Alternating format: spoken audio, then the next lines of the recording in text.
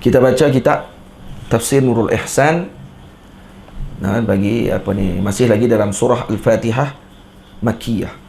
7 ayat dengan Bismillahirrahmanirrahim. Alhamdulillahi Rabbil Alamin.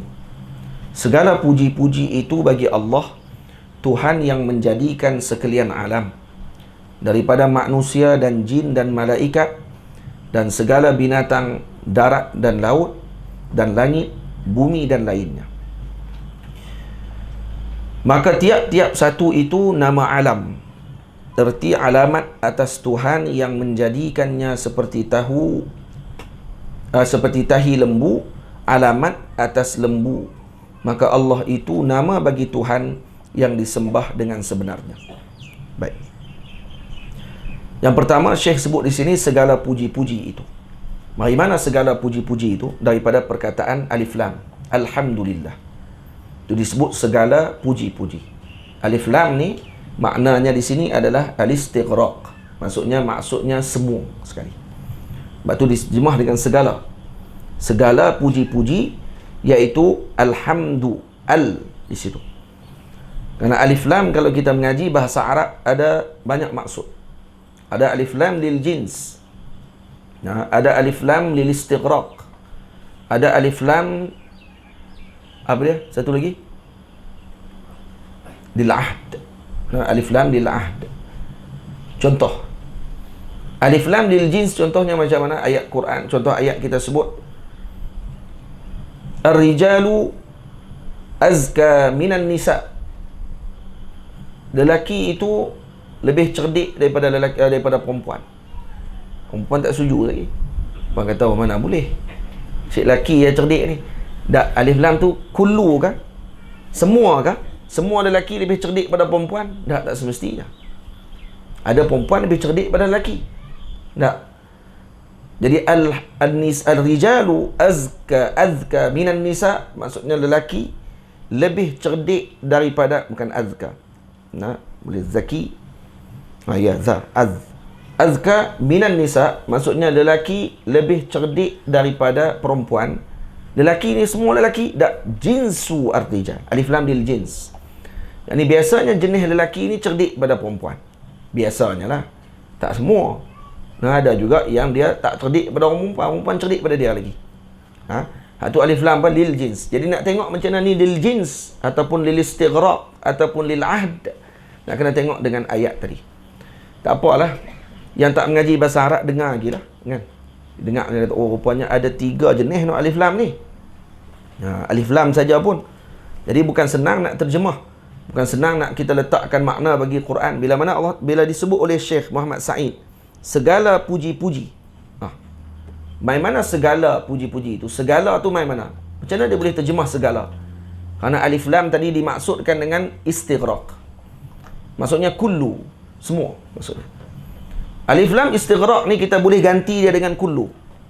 Kalau contoh kita tak baca alhamdulillah tadi, kita buang al. Kalau ayat biasa lah, bukan ayat Quran. Kita buang alif lam, kita letak kullu. Yani kullu hamdin lillah. Semua puji kepada Allah. Nampak? Sebab tu dia terjemah segala puji-puji itu bagi Allah. Boleh. Kalau alif lam lil ahdi pula apa dia? Dia kembali kepada yang sebelum dia sebut. Contoh, Ja'a rajulun ila madrasatin, atau ja'a rajulun ila madrasati, ar-rajulu huwa Muhammad.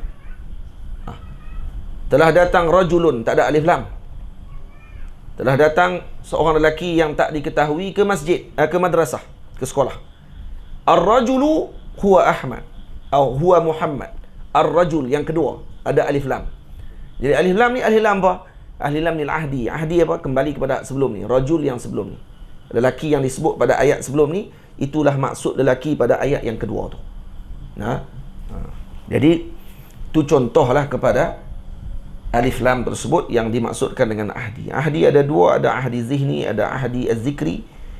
Ahdi zihni yang duduk dalam kepala kita, yang duduk dalam zihin kita. Manakala ahdi zikri yang kita sebut tadi, macam contoh yang saya bagi itu ahdi zikri, kerana disebut ar-rajul dengan rajul pada ayat tu. Tak apa, tak faham tak apa, nanti dulu. Dengar je. Kata kok mana pula. Baik. Jadi bila sebut di sini segala puji-puji itu bagi Allah, Tuhan yang menjadikan sekalian alam. Maksudnya kita ni, puji kita ni kembali kepada siapa? Kepada Allah Ta'ala saja. Tak ada kepada benda yang lain, melainkan kepada Allah Subhanahu wa Ta'ala. Kenapa? Karena Allah Ta'ala bersifat dengan Rabbil Alamin. Karena Allah Ta'ala disifatkan dia dengan Tuhan sekalian alam. Karena Tuhan yang menjadikan sekalian alam, yang telah mentarbiah sekalian alam, yang telah menjadikan sekalian alam, maka dialah yang berhak untuk kita puji pada waktu tersebut. Itu kalau ibu ayah semua perasan, kita baca Bismillahirrahmanirrahim, kemudian ada Alhamdulillahi Rabbil Alamin Ar-Rahmanir-Rahim. Ada beberapa perkataan yang diulang balik selepas tu ayat yang sama. Perkataan yang sama. Contohnya apa dia? Allah. Allah ada sebut Allah juga. Alhamdulillah. Kemudian Ar-Rahman disebut pula pada ayat yang seterusnya Ar-Rahman. Kemudian Ar-Rahim disebut Ar-Rahim. Baik, adakah ni diulang semata-mata macam tu saja dalam Quran? Tak. Kata ulama, tidak ada pengulangan yang sia-sia dalam Al-Quran. At-takrar, ulang dalam Quran dengan sia-sia, tidak ada. Melainkan semuanya ada makna. Faham? Semuanya ada makna dia. Baik, apa makna perbezaan di antara Bismillahirrahmanirrahim, Alhamdulillahi Rabbil Alamin, Ar-Rahmanir-Rahim? Apa beza di antara dua ni? Yang pertama, kata ulama, Bismillahirrahmanirrahim. Jadi kita nak mula sesuatu, mula dengan Bismillah. Kita nak buat sesuatu perkara, nak kena mula dengan Bismillahirrahmanirrahim. Seperti mana hadis yang kita baca pada beberapa minggu yang lepas, Kullu amrin zibalin la yubda'u fihi bi Bismillahirrahmanirrahim fahuwa aqta' au abtar au ajzam. Minggu lepas kita baca. Kita dah syarah, ada apa dia hukum baca Bismillah.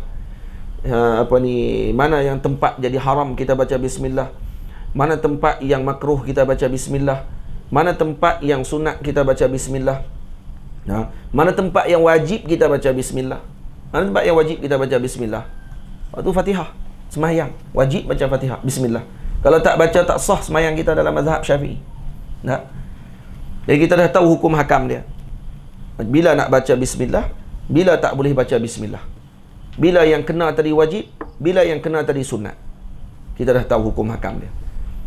Sekarang ni bila nak mula dengan Bismillahirrahmanirrahim, kita nak mulakan suatu kerja kita dengan Bismillahirrahmanirrahim. Kadang ada orang yang dia akan fikir dalam otak dia, saya ni ahli maksiat, saya ni orang yang melakukan kesalahan. Macam mana saya nak sebut nama Allah Ta'ala sedangkan saya dah melakukan maksiat dan kesalahan kepada Allah? Jadi saya malu nak sebut nama Allah pada waktu tersebut. Maka Allah Subhanahu wa Ta'ala sebut pada ayat yang pertamanya dengan sifatnya Ar-Rahman Ar-Rahim. Maksudnya, wahai hambaku, maka sebutlah nama Allah tersebut yang maha pemurah lagi maha pengasih. Kamu tak sebut dengan Allah Ta'ala dengan yang maha gagah, yang maha perkasa. Tak sebut. Kalau sebut yang tu orang akan takut. Allah Ta'ala tak sebut Bismillahil Qahhar wal Jabbar. Tak. Allah Ta'ala tak sebut Bismillahil Qahharil Jabbar. Tak sebut. Allah Ta'ala mula dengan Bismillahirrahmanirrahim. Mula dengan Ar-Rahman Ar-Rahim. Dan kita nak minta kepada Allah, ya Allah, aturkan saya, tengok saya, hukum saya ni dengan Rahman dan Rahimmu, ya Allah. Bukan dengan Jabbar dan Qahhar dan Adilmu, ya Allah. Karena kalau kita hukumkan, minta Allah Ta'ala hukumkan kita ini dengan Jabbar, kalau kita minta Allah Ta'ala hukumkan kita dengan adil, dengan keadilan Allah Ta'ala, Allah Ta'ala tak akan tinggal satu pun perkara, melainkan akan dikira semua benda. Tapi kalau dengan Rahman dan Rahim, maka Allah yatajawaz. Allah Ta'ala akan abaikan perkara yang mungkin kesalahan kita lakukan, diabaikan oleh Allah Ta'ala. Itu Nabi sebut dalam hadis, la yadkhulu ahadukumul jannata illa la yadkhulu ahadukumul jannata bi'amalih. Seorang tidak akan masuk dalam syurga Allah Ta'ala dengan amalannya. Kita dah buat amal ni, tak akan kita masuk dalam syurga dengan amalan yang kita lakukan. Kata sahabat, Wala anta ya Rasulullah, kamu juga begitu ya Rasulullah. Maka kata Nabi SAW, wala ana illa an yataghammadani Allahu birahmatih. Nah, kata Nabi SAW, ya aku pun macam tu juga, kata Rasulullah, melainkan aku diberikan rahmat oleh Allah Subhanahu wa ta'ala. Maknanya Nabi nak sebut kepada kita bahawa kita ni masuk ke dalam syurga Allah dengan rahmatnya Allah, bukan dengan adilnya Allah Ta'ala. Kalau dengan adil, maka kita ni tak mampu masuk syurga Allah Ta'ala. Kalau Allah Ta'ala nilai kita dengan keadilan Allah, tak masuk kita syurga. Nah, lekeh kita ni. Kita nak buat amalan macam mana? Kita umur tak panjang. Lepas tu amalan kita pula bukan semuanya ikhlas 100%. Ada amalan kita yang termasuk dalamnya riak. Ada amalan kita yang masuk dalamnya sum'ah. Ada amalan yang termasuk padanya ujub. Duk rasa diri lebih pada orang. Duk rasa nak tunjuk amalan tadi pada orang. Duk rasa nak cerita amalan tadi kepada orang. Maka semua perkara itu ada dalam hati setiap Muslim, setiap mukmin, setiap orang ada perasaan tersebut. Maka kita kalau dinilai dengan benda tadi, tak masuk syurga kita. Letih. Masuk syurga macam mana? Nah, benda bukannya murah. Nah, dan amalan kita pula bukannya khalis, bukannya suci betul-betul, nak diserah kepada Allah Ta'ala. Jadi bila mana kita rasa macam tu, maka kita minta kepada Allah Subhanahu wa Ta'ala dengan rahmatnya, dengan rahimnya, moga-moga Allah Ta'ala beri perhatian kepada kita dan tengok kita dengan pandangan yang terbaik, pandangan yang rahmat, menyebabkan kita nanti akan didekatkan dengan Allah Subhanahu wa Ta'ala. Kemudian bila Allah Ta'ala sebut Alhamdulillahi Rabbil Alamin, bila masuk saja baca Alhamdulillahi Rabbil Alamin, segala puji, puji pula kepada Allah yang menjadikan sekalian alam, Tuhan sekalian alam. Tadi kita nak mula sesuatu, kita mula dengan Bismillah Ar-Rahmanir-Rahim. Kemudian bila kita baca pula Alhamdulillahi Rabbil Alamin, pada waktu tersebut kita nak ucap syukur dengan apa yang telah Allah Ta'ala aturkan dan beri nikmat kepada kita. Tadi kita mula dengan Bismillah. Kemudian setelah mana kita melakukan perbuatan, kan sebelum buat kita baca Bismillah. Lepas buat kita nak buat apa pula? Baca Alhamdulillah.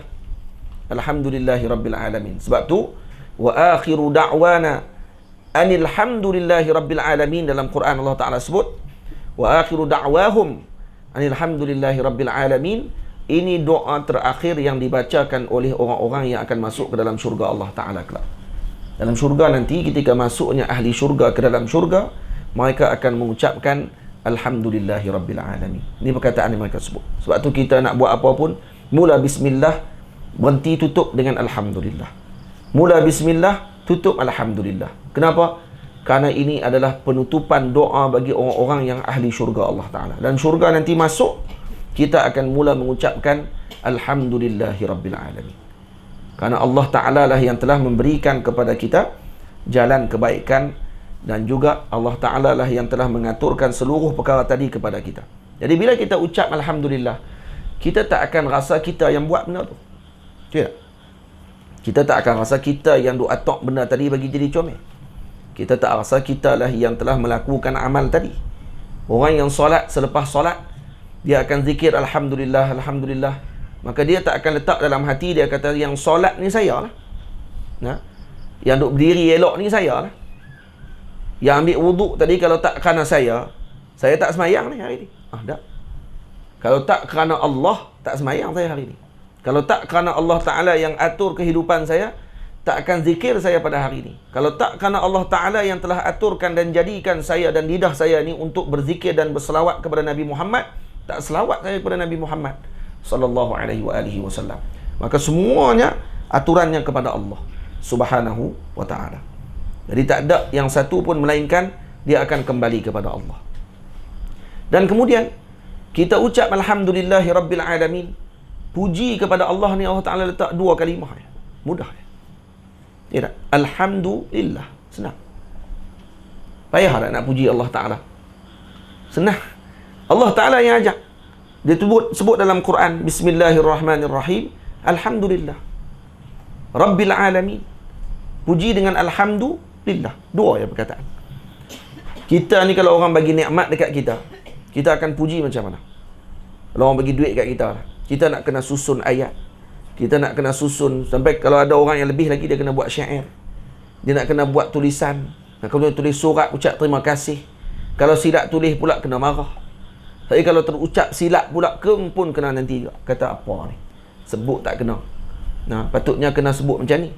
Tak, Allah Ta'ala bagi tahu kat kita, nak puji Allah, sebut dua perkataan. Alhamdulillah. Pendek, padat, tepat, semua dah. Dan kalau kita nak ungkapkan Alhamdulillah ni dengan maksud, tak boleh kita nak ungkapkan dengan perkataan yang paling ringkas macam ni. Melainkan selepas Allah tunjuk dekat kita. Allah Ta'ala kata, ucap puji kepada aku dengan Alhamdulillah. Kalau nak kira puji Allah Ta'ala daripada kita duduk dalam perut mak, sebelum kita lahir, bagaimana Allah Ta'ala jaga kita dan kemudian diaturkan kehidupan kita sampailah sekarang waktu kita mendapatkan nikmat dan rezeki daripada Allah, maka kita tak akan mampu untuk ucapkan perkataan Alhamdulillah tadi dengan sebenar-benar ucapan. Sebab tu bila mana Imam Abu Hasan Syazili radhiyallahu anhu ta'ala mengatakan, beliau kata, bila mana aku minum air sejuk, maka aku akan bersyukur kepada Allah Subhanahu wa ta'ala min wasati qalbi, daripada benak hatiku ni aku akan ucap Alhamdulillah. Kenapa? Kerana air sejuk ketika tengah panas, nikmat dia ketika masuk tadi akan terasa sampai ke jantung hati kita. Maka waktu tu bila ucap Alhamdulillah, ucapan tadi akan daripada benak hati orang tersebut. Kenapa dia boleh sebut macam tu? Kerana bila nikmat tadi dirasa betul-betul oleh orang tadi, maka dia akan sebut Alhamdulillah tadi dengan ucapan yang sepatut. Lepas tu kita bila ucap Subhanallah, Subhanallah, Subhanallah waktu selepas sembahyang, sama ada dengan orang yang faham Subhanallah. Apa makna Subhanallah? Orang yang ucap Alhamdulillah, Alhamdulillah 33 kali, sama ada dengan orang yang tak faham, yang faham dengan ucapan Alhamdulillah. Macam mana dia nak ucap Alhamdulillah dengan nikmat yang Allah Ta'ala bagi dekat dia yang pelbagai. Itu kalau disebut ni, segala puji-puji itu bagi Allah, Tuhan yang menjadikan sekalian alam. Alam ni dijadikan oleh Allah Ta'ala dengan sebutan yang pendek ni je. Tapi kalau dikira balik, semua sekali, amalan kita, rezeki kita, perbuatan kita, semua dijadikan oleh Allah. Wallahu khalaqakum wa ma ta'malun. Allah jadikan kamu dengan apa yang kamu perbuat. Maknanya setiap amalan kita ni Allah Ta'ala buat. Zikir kita, salawat kita, solat kita, puasa, zakat kita, Allah Ta'ala yang buat. Wallahu khalaqakum wa ma ta'malun. Kita ni mengikut aturannya Allah Subhanahu wa Ta'ala. Cuma beza kita dengan Jabriyah, kelompok yang mana mereka ini menganggap bahawa semua Allah Ta'ala buat. Kita ni macam bulu burung je, kata dia. Beza kita dengan Jabriyah. Jabriyah, kelompok yang mana dia anggap diri dia ni diatur semuanya oleh Allah. Sama dengan kita. Sama. Ahli sunnah pun sama juga. Kita semua diatur oleh Allah Ta'ala. Gerak tangan kita, tarik tangan kita, diatur oleh Allah Ta'ala. Cuma beza dengan Jabriyah. Jabriyah dia kata gerak tangan kami, tolak tangan kami, semua ni Allah Ta'ala atur. Ya, tak ada nafi. Hatta kepada af'al ikhtiyari pun Allah Ta'ala atur. Ya, kita pun macam tu juga. Solat kita Allah Ta'ala yang atur, Allah Ta'ala yang jadikan. Kalau tidak, kita tak akan mampu menunaikan solat. Cuma bezanya dia kata, kalau kami buat suatu benda tadi, semuanya Allah Ta'ala atur. Kalau kami buat yang tak betul pun Allah Ta'ala dah atur, maka pada waktu tersebut kami tak akan diambil hukuman dengan perkara tadi. Dia kata gitu. Maksud, kalau kami tak sembahyang hari ni pun tak ada masalah. Kalau kami tak puasa pun tak ada masalah. Kenapa?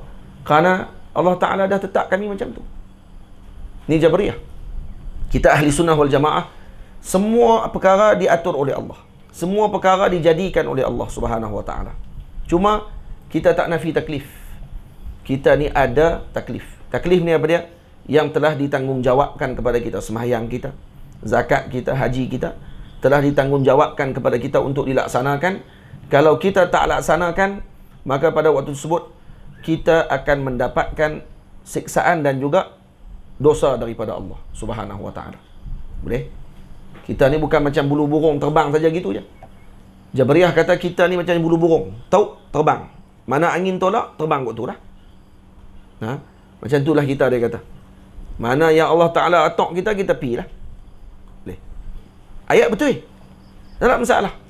Cuma salah dia tang hujung. Hujung dia apa dia? Hatta kalau taklif pun, kalau kami tak buat, maka tak perlu untuk diambil hukum pada kami.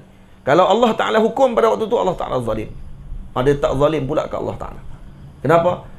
Karena bila kata kita ni dah diatur oleh Allah, Allah Ta'ala yang atur kata kita tak buat benda tadi, maka bila Allah Ta'ala ambil hukuman, maka zalimlah Allah Ta'ala. Kerana dia yang jadikan, tiba-tiba dia hukum kita pula. Ni Jabriyah punya sebutan. Ahli sunnah tak macam tu. Ahli sunnah wal jamaah, amalan ada dua. Ada amal dipanggil ikhtiyari, ada amal disebut sebagai amal apa dia? Ittirari. Amal ikhtiyari apa dia? Yang kita boleh pilih. Nah, amal ittirari yang kita tak boleh pilih, dia akan jadi. Contoh bersin. Kita bersin. Asyik. Orang bersin ni dia boleh pilih kan? Menguap. Menguap kita boleh pilih. Ada orang boleh pilih saja nak menguap. Tak boleh. Duduk saja menguap. Tak boleh. Bersin, menguap. Lagi apa dia lagi? Ni, gerakan dalam jantung kita. Darah duk naik, pam, turun, naik. Darah duk alir ke dalam badan kita. Ni ittirari. Ittirar maksudnya apa dia? Yang kita tak boleh pilih. Yang Allah Ta'ala atur benda tadi. Yang ni tak ada siapa nafi. Mu'tazilah ke? Ahli sunnah wal jamaah, Asy'ariyah, Maturidiyah, Jabriyah, Qadariyah dan sebagainya, semua pegang dengan pandangan yang sama. Yang ni tak ada siapa pun boleh campur aduk dan tidak boleh campur tangan dengan masalah tersebut. Kerana Allah Ta'ala yang atur semua benda tadi. Boleh. Qadariyah kata, Qadariyah ya beza sikit. Qadariyah kata tak kita yang buat amalan kita. Dia kata ni angkat tangan ni saya yang angkat ni. Handset ni saya yang angkat dengan tangan saya. Dengan kuasa yang saya ada. Saya angkat. Ni Qadariyah punya pandangan. So ada seorang Qadariyah yang dia pegang kata amalan ni kita sendiri yang buat. Dia langkah, seorang ulama ahli sunnah wal jamaah, dia langkah kaki dia kanan tu. Dia langkah ulama tadi. Dia nak keluar daripada majlis. Kemudian dia kata, saya angkat kaki saya ni dengan kuasa saya sendiri. Dia kata, dengan kuasa saya boleh angkat tangan dan angkat kaki ni. Kalau tidak, saya tak boleh angkat kaki ni. Apa ulama tadi kata? Angkat kaki sebelah ni. Dia kata. Faham ni? Dah kata kuasa, ada kuasa kan? Angkat kaki sebelah. Angkat sebelah lagi, dia kata. Jam. Nak angkat kaki sebelah lagi dalam masa yang sama, tak boleh pula. Dah kata kamu buat. Dah kalau kamu pandai buat sangat, angkat dua-dua sekali. Tak boleh. Tak boleh angkat waktu tu. Dalil kata apa? Dalil kata bukan kamu yang buat amalan tadi. Bukan kamu yang buat angkat kaki tadi. Kalau betul kamu yang angkat tangan kamu ni sendiri, ni angkat handset ni, kamu akan tahu dengan tafsil, dengan secara terperinci, berapa banyak kamu angkat, berapa kuasa yang kamu angkat, dan berapa otot yang kamu gunakan untuk kamu regangkan, berapa darah yang telah kamu pam daripada jantung untuk pergi ke otot tangan ni untuk bantu kita angkat. Kamu akan tahu semua benda. Boleh cerita tak dengan detail? Ni saya angkat yang ni, dengan saya angkat segelas air, dengan saya angkat satu, orang panggil apa, benda berat yang seberat 10 kilo, angkat pada waktu tersebut. Beza ada di antara tiga angkat tadi ni pada sudut kuasa ataupun tenaga yang kita gunakan. Beza. Baik, berapa beza dia?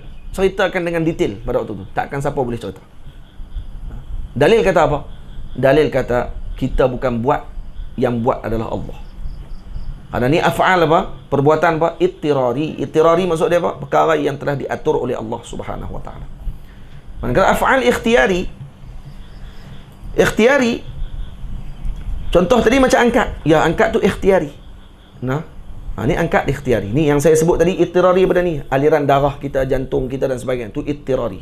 Maksudnya perkara yang tidak mampu untuk kita nak susun dan aturkan sendiri. Tapi kalau kata macam kita nak baca kitab, kita nak menunaikan solat, kita nak puasa ataupun tak puasa pada bulan Ramadan, kita nak bayar zakat, maka ni af'al ikhtiyari. Af'al ikhtiyari ni yang telah menjadi perbincangan di kalangan ulama.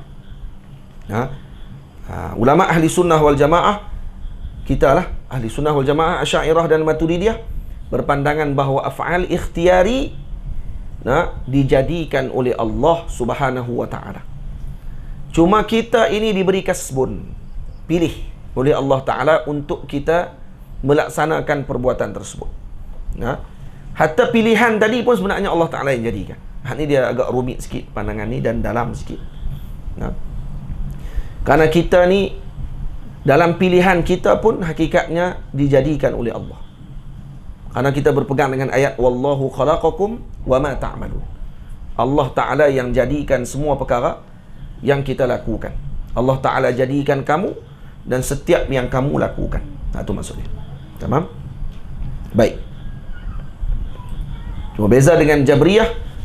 Jabriyah dia kata, ada orang baca Jabariyah. Tapi para ulama kita di Mesir baca Jabriyah. Itu yang tepatnya Jabriyah. Bacanya mazhab Jabriyah, bukan Jabariyah. Jabriyah. Jadi mazhab Jabriyah dia kata Allah Ta'ala menjadikan semua benda, termasuk yang kami lakukan yang salah pun Allah Ta'ala jadikan. Ya, kita pun kata macam tu juga. Cuma bezanya dia kata ketika tu bila dah Allah Ta'ala jadikan, maka tidak boleh bagi Allah untuk ambil hukum dengan kami. Itu yang salahnya yang mereka pada tempat tersebut. Dan mereka menafikan taklif. Jadi hari tersebut kalau mereka tak mau semayang, mereka boleh tinggal semayang. Puak Jabriyah ni mereka boleh tinggal semayang. Bila orang tanya kenapa tak semayang, maka dia kata kerana Allah dah tetapkan. Gitu. Boleh? Kita pula ahli sunnah, hari itu tertidur, habis waktu semayang. Boleh? Kita bangkit tidur, kemudian kita kata Allah, habis dah waktu. Waktu semayang pukul Zuhur, pukul 1 lebih dah masuk, pukul 4 lebih dah habis. Kita bangkit pukul 5. Kata Allah, terlepas dah Zuhur. Asar dah, Zuhur dah terlepas. Tidur pula sebelum Zuhur ataupun tidur selepas Zuhur ke, bangkit selepas asar. Jadi kita tahu kata Allah, tak semayang Zuhur saya pada hari ini. Tak semayang Zuhur pada hari ini, macam mana kita boleh tahu kata kita tak semayang Zuhur pada hari tersebut? Selepas kita tak semayang ke sebelum kita tak semayang? Faham tak soalan saya ni? Kita tahu kata kita tak semayang Zuhur hari itu tu lepas berlaku peristiwa tadi ke sebelum berlaku peristiwa tu? Selepas. Dah selepas berlaku peristiwa tadi. Tu pun nak kena tengok balik lah. Selepas tadi ni, macam mana boleh berlaku dia? Adakah dia tidur tadi sebelum Zuhur atau dia tidur selepas Zuhur? Itu hukum pula lah. Soalan bab hukum. Cuma sekarang ni, perbincangan dia lihat dengan selepas berlaku peristiwa tadi. Baru dia tahu rupanya dia tak semayang hari itu. Jabriyah tak? Jabriyah dia tak awal-awal lagi. Saya tak semayang hari ni. Tanya kenapa tak semayang? Kerana Allah Ta'ala dah tetap saya tak semayang, maka saya tak semayang. Gitu. Jadi ada orang keluar buat maksiat. Bila buat maksiat, orang pun main tegak dia. Kata ni kenapa ni buat maksiat ni? Contoh dia keluar lelaki perempuan. Keluar lelaki dengan perempuan, bukan mahram. Lalu orang tanya dekat dia, kenapa yang keluar lelaki perempuan ni? Kamu ni bukan kahwin lagi. Kata dia, kerana Allah Ta'ala dah tetapkan dah saya nak kena buat hari ni macam tu. Kita nak jawab macam mana? Kalau dia kata macam tu, dia kata dah Allah Ta'ala tetap. Hari ni saya dah buat macam ni. Maka sebagian tok guru kita kata, buat macam mana? Tumbuk Tumbuk sudah. Lepas tumbuk dia tanya, kenapa tumbuk saya pula? Jawab balik kat dia, kerana Allah Ta'ala dah tetap dah hari ni. Kena tumbuk nak buat macam mana? Tu jawapan dia sama macam dia jawab tadi ni, macam tu balik kena dekat dia. Boleh. Ada satu syair tu, syair mana? Syair hak tok guru bagi. Ada syair tu mana? Cari tak?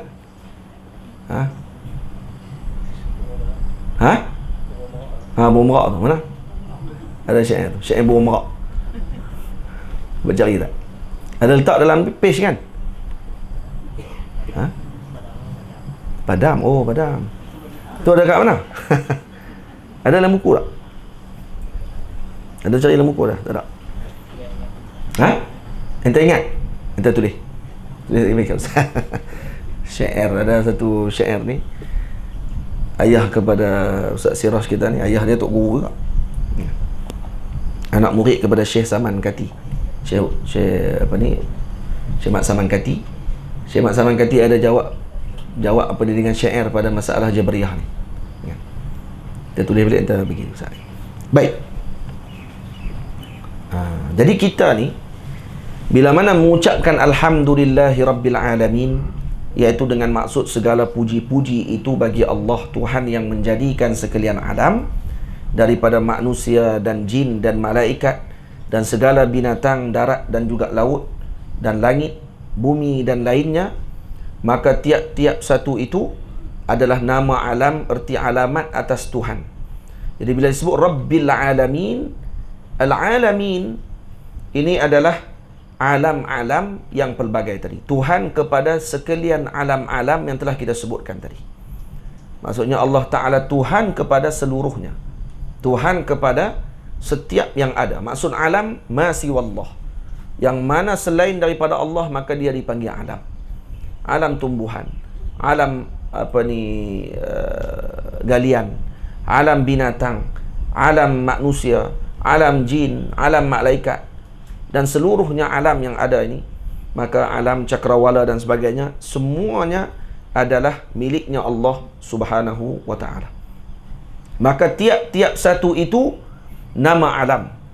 Jin, malaikat, binatang, manusia dan sebagainya, itu adalah nama bagi alam pada setiapnya.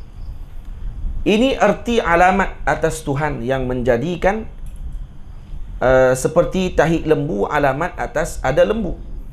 Jadi alam ni diambil daripada perkataan apa? Diambil daripada perkataan alamah, tanda. Jadi kenapa dinamakan dia alam? Rabbil Alamin. Kenapa dinamakan dia alam? Alam ni kerana dia alamah, alamat. Kerana dia alamat sebagai tanda maksudnya.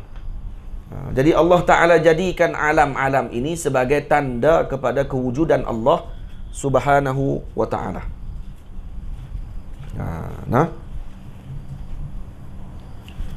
Jadi alam ni jadi sebagai tanda kepada wujudnya Allah Subhanahu wa Ta'ala. Contoh tanda dia seperti adanya tahi lembu, tanda kepada adanya lembu.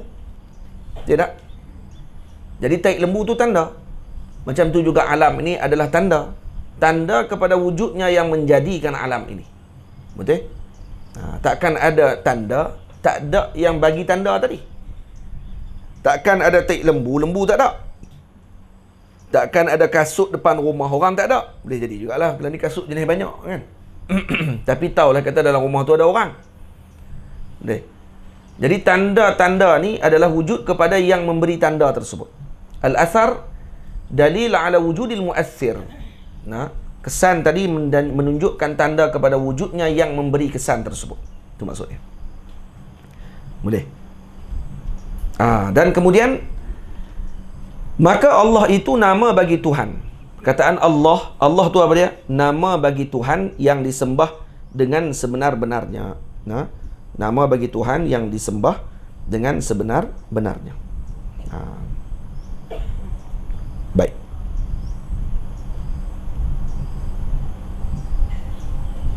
Tadi hak syair tadi. Ni syair yang Tok Guru Haji Muhammad Samankati beritahu. Ni kalau orang yang jenis Jabriyah, yang tolak puasa, tak mau semayang, tak mau dan sebagainya, bila orang kata, dia kata, dah Allah Ta'ala tak tetap kat kami untuk semayang hari ni, maka kami tak semayang. Mai masuk Ramadan tak mau puasa sepanjang Ramadan, orang tanya kenapa tak puasa? Dah kerana Allah Ta'ala tetap dah kami tak puasa tahun ni.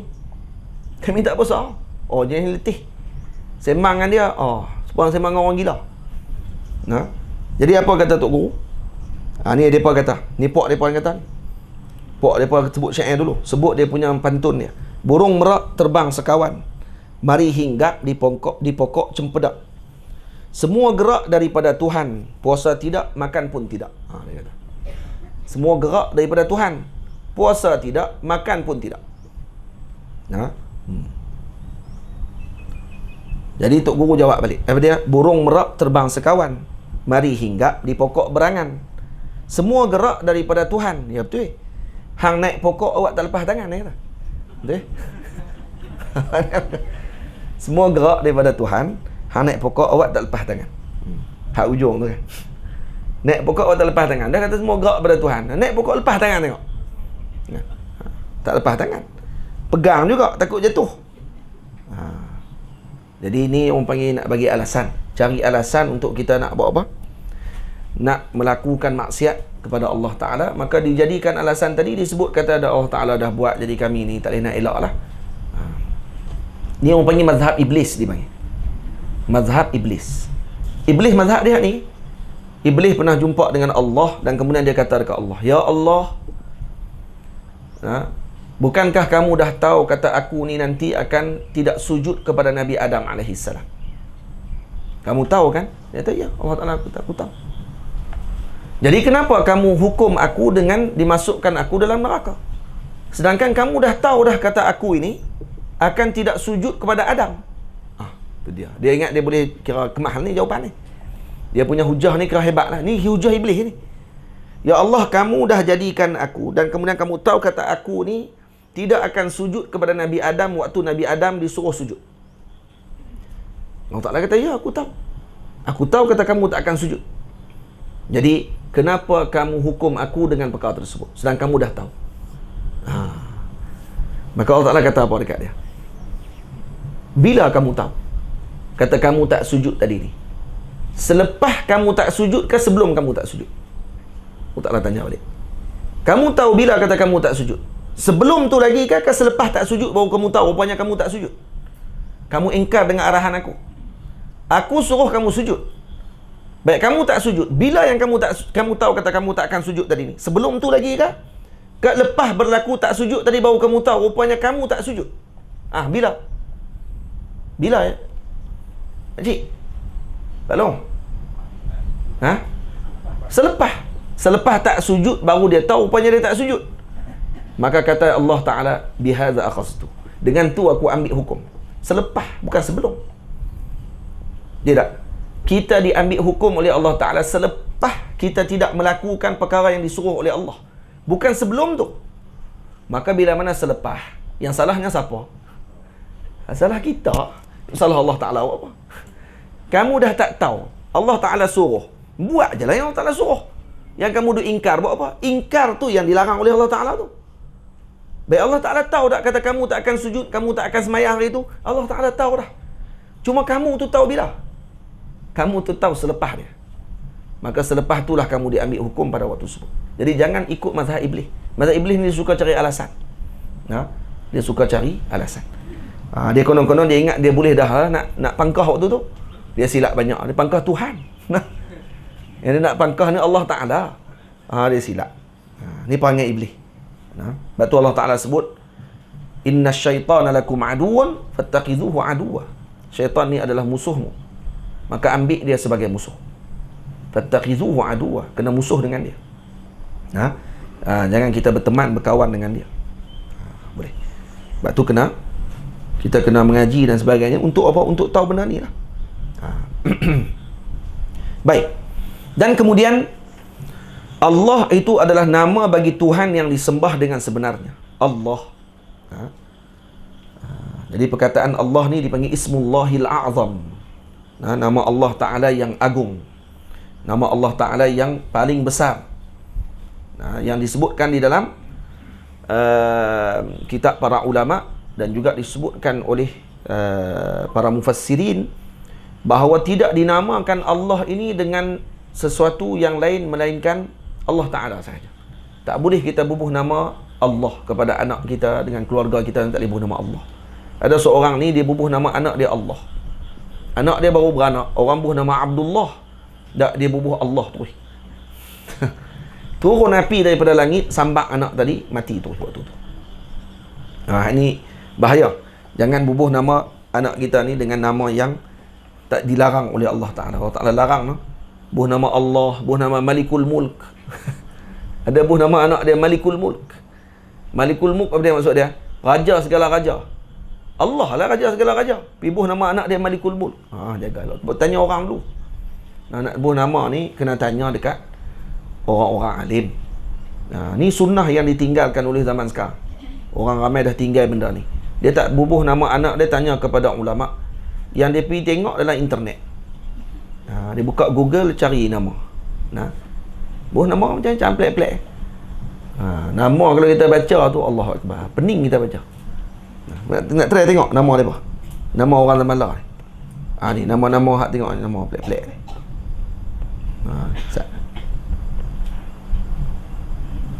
Ada orang kampung ni pun ada juga jenis buh nama buh guna Google ni. Nama-nama anak. Cuba tengok.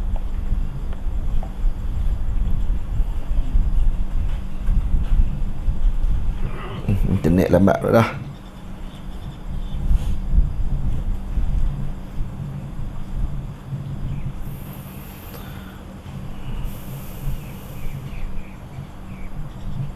Tengok ni buah nama apa ni.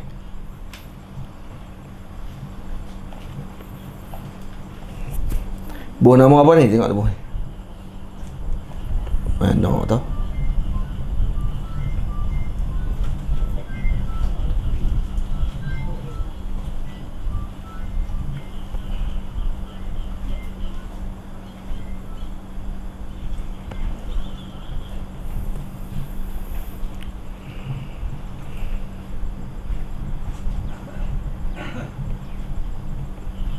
Cari tak jumpa lah.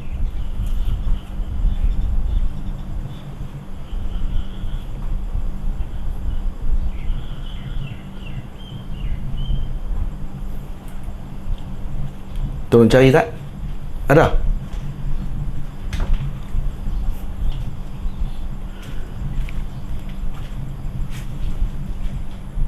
Mana?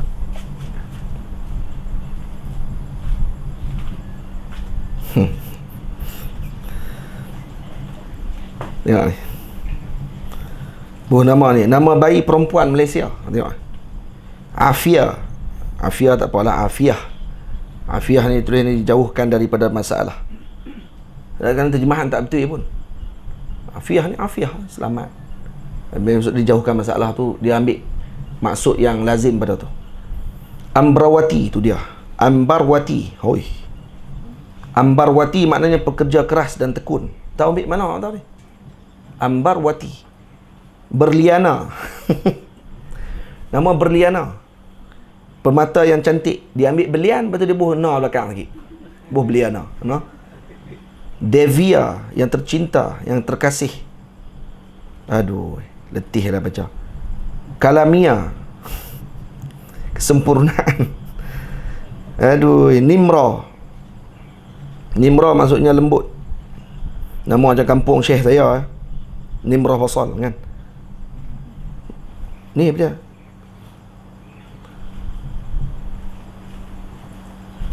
Dah nama ni pelik-pelik semua. Kejora nama, Kemala. Daripada nama Hindu kan. Ni antara ada lagi nama-nama yang lain-lain yang pelik-pelik yang dibubuh nama ni. Tanya dulu dekat apa ni, dekat ulama nak bubuh nama apa. Tak boleh. Jangan apa ni, jangan pakai ikut suka je. Tak ribuh nama Allah ni jam tu. Allah turun api daripada langit bakar budak tersebut. Ini pernah berlaku dalam sejarah. Pernah berlaku kepada sebahagian orang yang diletakkan namanya dengan Allah, dibakar dia pada hari tersebut. Baik. Jadi Allah itu nama bagi Tuhan yang disembah dengan sebenarnya. Ar-Rahmanir Rahim. Ar-Rahmanir Rahim, Tuhan yang amat murah di dalam dunia ini, lagi yang amat mengasihani bagi hambanya yang mukminin di dalam akhirah. Jadi Syekh terjemah di sini Ar-Rahman dengan maksud Tuhan yang amat murah di dalam dunia. Kemudian Ar-Rahim, lagi amat mengasihani bagi hambanya yang mukminin di dalam akhirat. Jadi dikhususkan. Ar-Rahman kepada yang ada di dalam dunia. Maka kerana itu dalam Al-Quran, dalam bahasa Arab, Ar-Rahman dengan Ar-Rahim ni kedua-duanya daripada kalimah rahmah. Rahmat ini pada lughah apa dia? Riqqatun fil qalbi. Lembut pada hati. Taqtadil ihsana. Yang mana membawa kepada ihsan, bagi baik kepada orang lain. Tapi mustahil kepada Allah Ta'ala dinisbahkan dengan riqqah pada qalbi, pada hati. Mustahil. Kerana apa? Kerana tidak boleh bagi kita untuk meletakkan qalbun kepada Allah. Allah Ta'ala mustahil ada sifat macam kita ada. Macam apa ni, yang ada pada makhluk ada hati. Kalau rahmah ni maksudnya apa dia? Kita lembut hati kepada seseorang, yang dengan lembut hati tersebut menyebabkan kita akan buat baik kepada orang tadi. Itu maksud rahmah. Macam mak rahmat kepada ibu anaknya, maka lembut hati dia kepada anak tersebut sayang kasih dia kepada anak tadi menyebabkan dia akan buat baik kepada anak tadi. Ayah ada rahmat kepada anaknya, maka dengan rahmat tadi dia akan jadi muyul hati dia, cenderung hati dia kepada anak tersebut, lembut hati dia kepada anak tadi, menyebabkan dia buat apa? Dia akan jaga anak tadi ketika mana ada balak ataupun ujian yang Allah Ta'ala bagi, ada sakit dan sebagainya, dia akan jadi bimbang, bawa anak tadi pergi ke hospital, jumpa dengan doktor. Kenapa jadi macam tu? Kerana adanya perasaan rahmat tadi kepada anak dia. Tidak? Binatang ada rahmat, riqatul qalbi. Binatang ada muyul kepada anaknya dengan kasih sayang, menyebabkan dia kalau anak dia nak kena dengan ujian ataupun nak kena dengan bahaya, dia akan jaga anak tadi disebabkan kenapa? Kerana ada sifat rahmat tadi. Baik, Allah Ta'ala macam mana? Allah Ta'ala diambil pada lazim bagi sifat tersebut.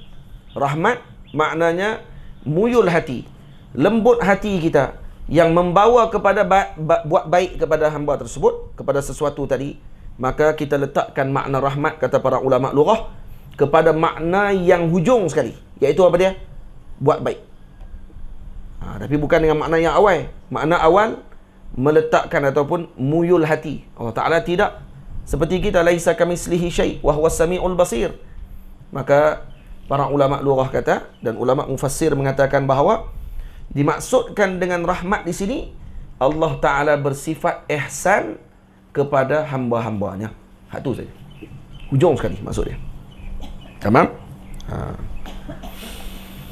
Dan dengan sifat rahmat tadi dah Allah Ta'ala kasih kepada seluruh makhluk Allah Subhanahu Wa Ta'ala. Dan kemudian di sini dibahagikan dua, Ar-Rahman dengan Ar-Rahim. Ar-Rahman, kata Syekh, yang amat murah di dalam dunia ini, maksudnya kepada semua. Maksud sifat Rahman Allah Ta'ala tidak khusus kepada mukmin sahaja, juga kepada golongan yang tidak mukmin. Karena dengan rahmat Allah Ta'ala lah, dengan sifat rahmannya Allah lah, Allah Ta'ala bagi kepada kita semua ni dengan nikmat yang pelbagai. Bukan kita saja, yang tidak beriman kepada Allah pun dapat nikmat juga. Jadi orang yang bukan Islam, kalau hujan turun, hujan bukan turun dekat kampung orang Islam je, turun juga kepada kampung yang bukan Islam. Rezeki Allah Ta'ala bukan bagi ke orang Islam yang sembah Allah Ta'ala saja, yang sembah berhala pun Allah Ta'ala bagi juga rezeki kepada dia. Kenapa? Karena sifat rahmannya Allah Ta'ala. Dengan rahman tadi, Allah Subhanahu Wa Ta'ala memberikan segala nikmat tadi kepada siapa sahaja, tanpa dikira orang tadi sama ada beriman ataupun tidak beriman. Boleh? Maka rahman ni sifatnya apa dia? Mubalaghah. Mubalaghah kepada siapa? Kepada yang diberikan rahmat tersebut. Mubalaghah kepada yang diberikan rahmat, maksudnya kepada semua kelompok manusia dan juga jin dan juga binatang dan semuanya diberikan oleh Allah dengan sifat rahman tadi. Lepas tu kata ulama lagi, Ar-Rahman juga diterjemahkan dengan maksud Al-Mun'imu bi jalailin ni'am, yang memberikan dengan nikmat yang besar-besar. Maka dipanggil Ar-Rahman. Al-Mun'imu bi jalaili an-ni'am, yang memberikan kita dengan nikmat yang besar-besar. Contohnya apa dia? Rezeki. Rezeki ini besar. Kemudian apa dia lagi? Ilmu. Kemudian iman. Ini semua rezeki yang besar, nikmat yang besar-besar yang Allah Ta'ala berikan. Kalau Rahim pula, Al-Mun'imu bidaqaiqin ni'am, yang memberikan nikmat dengan nikmat yang halus-halus. Macam mana nikmat yang halus-halus? Dengan penambahan kepada nikmat yang besar-besar tadi. Maksudnya nikmat besar Allah Ta'ala bagi ilmu kepada kita. Maka dengan Rahim, Allah Ta'ala memberikan ziyadatul ilm, ditambahkan ilmu kepada kita. Maka tu dengan sifatnya Rahim Allah Ta'ala. Ditambahkan rezeki kepada kita, diberkati pula rezeki kita. Maka itu dengan sifat apa? Dengan sifat Rahim. Jadi kita semua ada rezeki yang Allah Ta'ala dah tetapkan. Setiap orang ada rezeki yang telah ditetapkan oleh Allah kepadanya. Maka ditambahkan rezeki tersebut, diberikan keberkatan pada rezeki tadi dengan sifat apa? Dengan sifat Rahim. Diberikan rezeki dengan sifat Rahman. Diberi berkat pada rezeki dengan sifat Rahim. Dengan sifat Rahim. Diberikan ilmu kepada kita dengan sifat Rahman. Diberikan tambahan pada ilmu dengan sifat Rahim. Diberikan kepada kita dengan apa dia lagi? Sihat. Sihat dengan sifat Rahman. Diberikan kesihatan yang berkat dengan sifat Rahim. Itu maksudnya.